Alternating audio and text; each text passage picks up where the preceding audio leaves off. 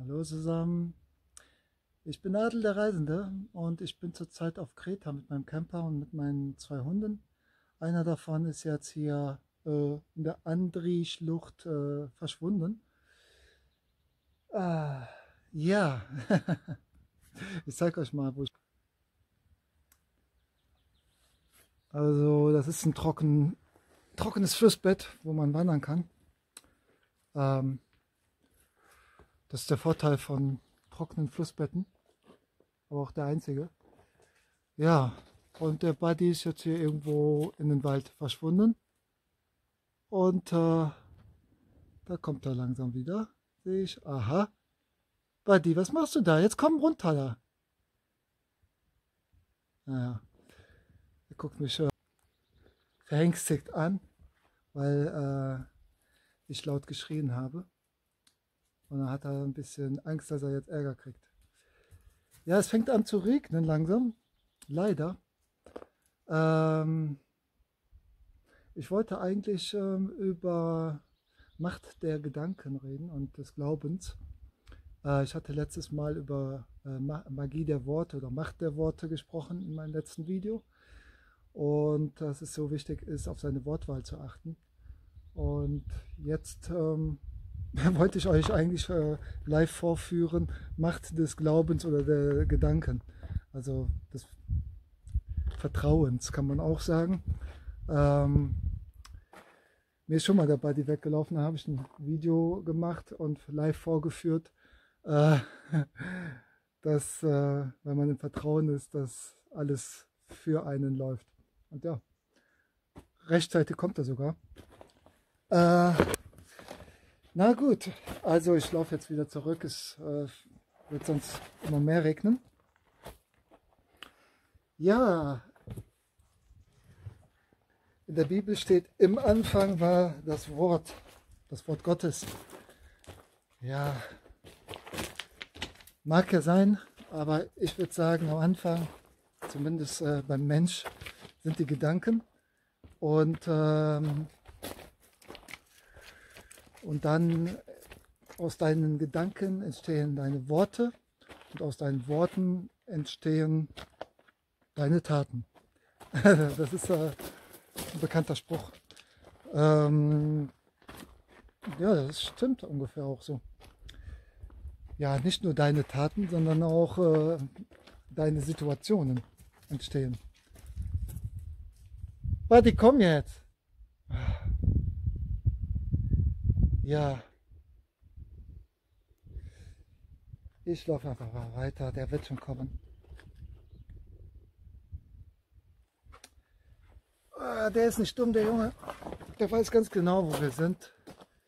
Der hat auf jeden Fall da irgendwas gefunden, was er fressen will. Keine Ahnung. Hier muss man ein bisschen springen und klettern. Ja, die letzten 2 Tage ist es ein bisschen verregnet. Also gleich wird es auch richtig regnen noch. Ah, da ist er. Da ist er schon, da ist der Buddy. Mein Gott, kleiner Racker. Ja, beim letzten Mal habe ich über die Worte geredet. Zum Beispiel alles, was mit fair anfängt, ist eigentlich schon negativ. Also man macht es negativ. Da fallen mir ganz viele Worte ein, wie verhauen, verheimlichen, verstimmen, verbrennen, vergeuden,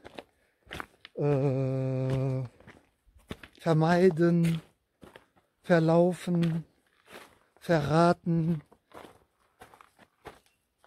Ja, dann gibt es aber auch ein paar positive dazwischen. Da fällt mir gerade auch ein verlieben. Ja, wenn man verliebt ist das wirklich so positiv? Also die Liebe ist schon positiv. Aber wenn man wirklich so krass verliebt ist es manchmal auch negativ, nach meiner Erfahrung. Aber ja, oder verzeihen und vergeben, würde mir jetzt auch kein anderes, besseres Wort einfallen, außer zum Beispiel eine Wortneuschöpfung, wie freisprechen, jemanden freisprechen. Vielleicht war das früher sogar ein Wort dafür. Keine Ahnung. An sich normalerweise gibt es nichts zu vergeben an sich, weil es gibt ja auch keine Schuld. Normalerweise würde ich sagen, gibt es keine Schuld. Es passiert alles zu deinen Gunsten, immer. Eigentlich. Eigentlich gibt es auch nichts Gutes, nichts Böses. Es passiert immer so, dass du daran wächst. Wenn du eine Krise hast oder Konflikt oder Konfrontation, dann kannst du das eigentlich als Chance sehen. Es kommt immer darauf an, wie du damit umgehst. Also wie du darüber denkst, wie du deine Einstellung darauf hast. Durch deine Gedanken kannst du das bestimmen. Denn das Problem ist nicht das Problem. The problem is your attitude to the problem. Das ist ein Spruch von Captain Jack Sparrow von Fluch der Karibik. Habe ich schon ein paar Mal angebracht in meinen letzten Videos. Und den kann man immer wieder anwenden, wenn man sich über etwas aufregt. Das Problem ist nicht das Problem. Das Problem ist deine Einstellung dazu. Und du kannst da schon sehr viel mit verändern, indem du deine Einstellung veränderst. Und du kannst die Einstellung halt verändern, wenn du darüber anders denkst. Und wenn du das Positive daraus siehst. Wenn du siehst, okay, dieser Konflikt, ja, was kann ich denn da jetzt Positives dran sehen? Oder diese Krankheit. Ja, das Positive daran, kann man schon mal sagen, ist, dass du zu Bewusstsein kommst. Dir wird manches klar. Boah, jetzt wird es immer mehr regnen. Ja, das Video wird sowieso etwas kürzer. Beim nächsten Video gehe ich dann auf die Symbole ein. Macht der Symbole wollte ich eigentlich heute besprechen oder darüber erzählen. Ja, also Macht des Glaubens. Glaube versetzt Berge, sagt man ja. Dein Glaube versetzt Berge. Da ich ganz fest daran glaube, dass ich gesund bleibe, ich sage jetzt extra positiv, weil ich habe oft gesagt, ich glaube fest daran, dass ich nicht krank werde. Das hat zwar auch funktioniert, aber wenn ich sage, ich glaube oder ich weiß oder ich bin davon überzeugt, ich bleibe gesund, dann bleibe ich gesund.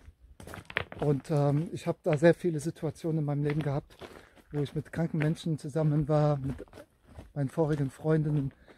Und obwohl die krank waren, mit einer Grippe oder was auch immer, ich habe nichts gekriegt, weil ich da fest dran geglaubt habe, dass ich gesund bleibe. Und das geht auch so weiter. Also während der Pandemie oder der Pandemie oder wie man das nennen möchte, je nach Glaube. Also ich habe halt nicht dran geglaubt, dass der Virus so schlimm ist oder dass ich davon beeinträchtigt werden würde. Mein Immunsystem ist stark und das war auch so. Ich habe nichts gekriegt und ich habe mich nicht anders verhalten als vorher. Habe mir nicht mehr die Hände gewaschen als vorher oder sonst was und habe mich nicht eingeschränkt. So. Weil ich einfach keine Angst hatte. Sobald du anfängst, Angst zu kriegen, ziehst du diese Probleme an. Wenn du aber keine Angst hast, ja, dann ziehst du die Sachen auch nicht an, um daran zu wachsen, weil dann brauchst du es ja nicht. Also das ist einfacher gesagt als getan, ne? Das ist mir schon klar. Ja. Buddy, komm. Bei mir bleiben. Ich muss ihn immer wieder ermahnen.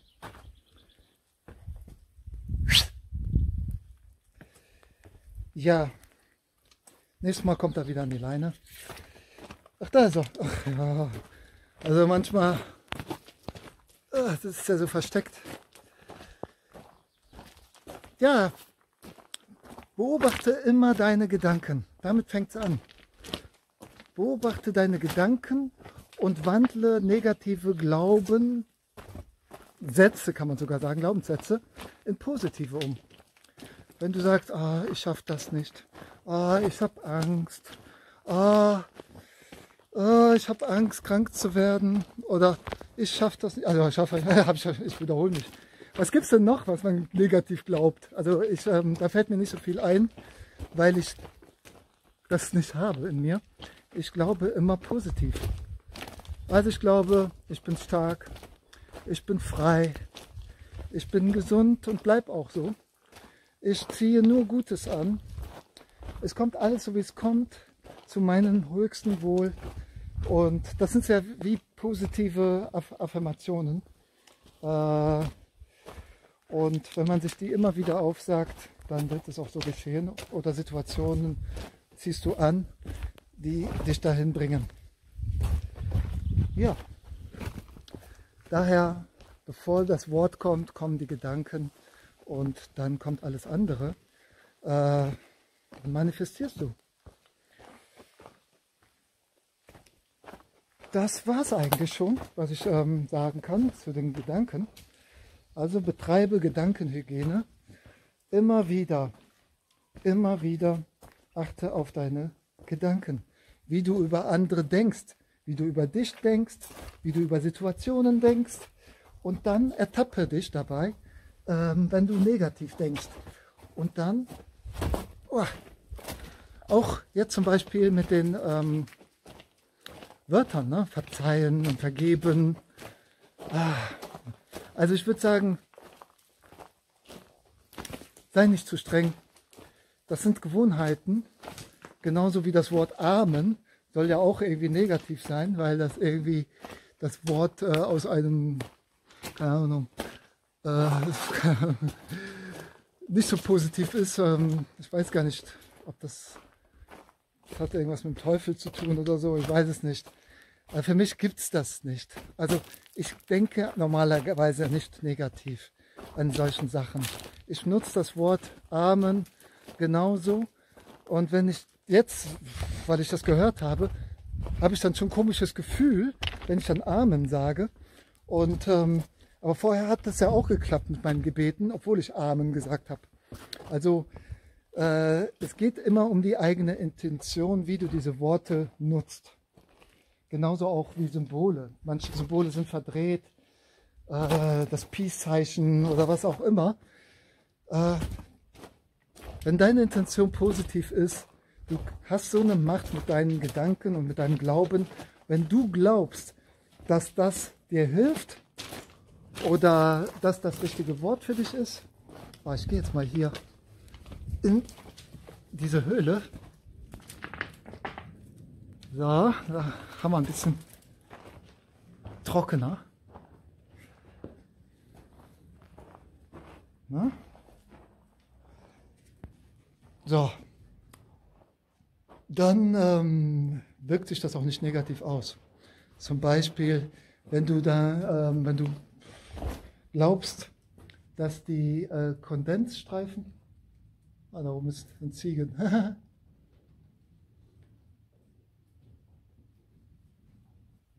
Warte mal. Buddy, Gotti, hier bleiben. Hier bleiben. So, bei den Kondensstreifen oder was für Streifen da sind, Chemiestreifen kann man sagen, Chemikalien werden ja daraus gepustet. Wenn du jetzt immer diese Streifen siehst am Flieger, ne, und regst dich darüber auf und glaubst dann die ganze Zeit, boah, nee, wir werden davon krank und dann jammerst du und dann bist du im Mangel. Du kannst es mit deinen Gedanken umwandeln. Glaube, dass du gesund bleibst und dass, also leg deinen Fokus nicht immer auf diese Sachen. Du kannst es eh nicht verändern. Es mag ja sein, dass es schlimm ist, ja, aber leg den Fokus auf was Gutes, dass du es neutralisierst. Denke immer positiv oder veränder es. Aber wenn du es nicht verändern kannst, dann bringt es nichts, wenn du die ganze Zeit darüber jammerst. Dann steh auf, geh auf die Straße und demonstriere oder was auch immer. Aber du musst, also nur wenn du da in deinem Zimmer sitzt und denkst, oh, dann verschlimmerst du es eigentlich. Dann wirst du nämlich krank. Äh, oder was gibt es noch? Also jetzt, was im Weltgeschehen passiert, ne? Dann manche regen sich über die Sachen auf, manche über die Sachen, ja, und sitzen da und kommen nicht weiter und warten und denken, jemand befreit dich, ja.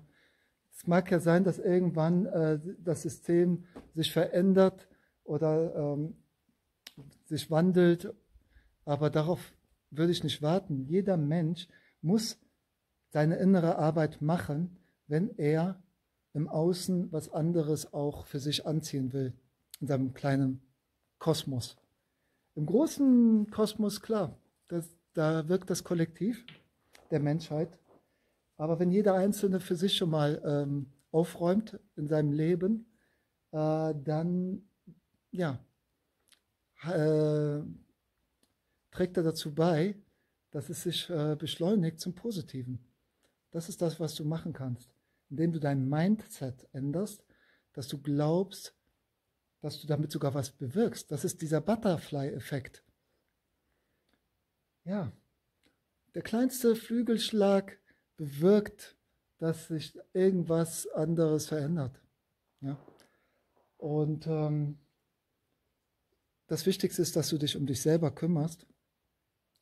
Und du bist die wichtigste Person in deinem Spiel des Lebens. Du bist der Hauptdarsteller.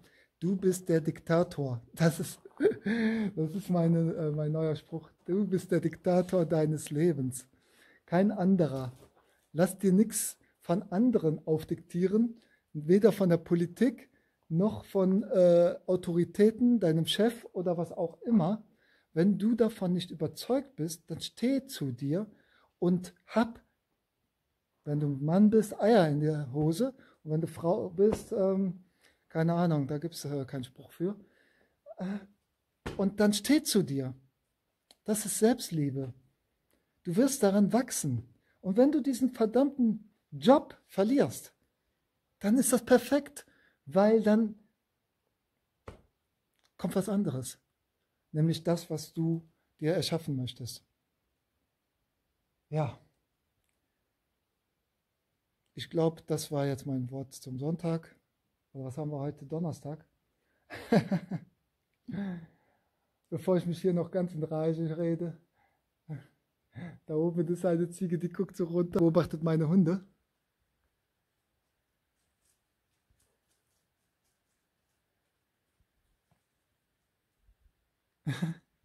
Also hier laufen ganz viele freie Ziegen rum.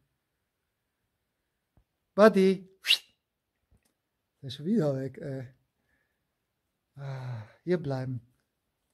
Ja, der ist ein bisschen wild auf diese Gerüche. Und dann haut er einfach ab. Ja. Und deshalb, also ich muss immer auf ihn achten. Leider noch. Er ist ja erst so 4 Monate bei mir. Kommt von Montenegro. Montegrina. Ne? Der Gordi ist ein Spanier. Ja. Alles klar. Ich gehe jetzt weiter und zeige euch noch ein paar Bilder von der Schlucht und von der Küste und wünsche euch noch einen wundervollen Tag. Ich hoffe, euch hat das Video gefallen. Lasst gerne ein Like da, kommentiert oder was auch immer. Ich freue mich über den Austausch. Macht euch nicht verrückt über die Wortwahl. Ja? Ihr könnt es nach und nach integrieren in eurem Wortschatz. Ich verwende zum Beispiel jetzt mehr Glaube statt Vertrauen oder Selbstbewusstsein statt Selbstvertrauen. Oder statt verschönern sage ich schöner machen. Ja, und übe immer deine Gedanken zu beobachten, immer. Und wenn du wieder negativ geredet hast oder ne, negativ formuliert, dann ja, sei nicht böse auf dich, sondern ja, Freu dich darüber, dass du es erkannt hast, weil die Erkenntnis ist schon mal der erste Schritt der Besserung. Okay, also ich freue mich, dass ihr bis hierhin zugeschaut habt und bis zum nächsten Mal. Dann rede ich über die Symbole, die Magie der Symbole. Wow, da habe ich auch noch einiges zu erzählen. Sehr interessant auf jeden Fall. Bis dann, meine Freunde. Ciao. Euer Adel der Reisende.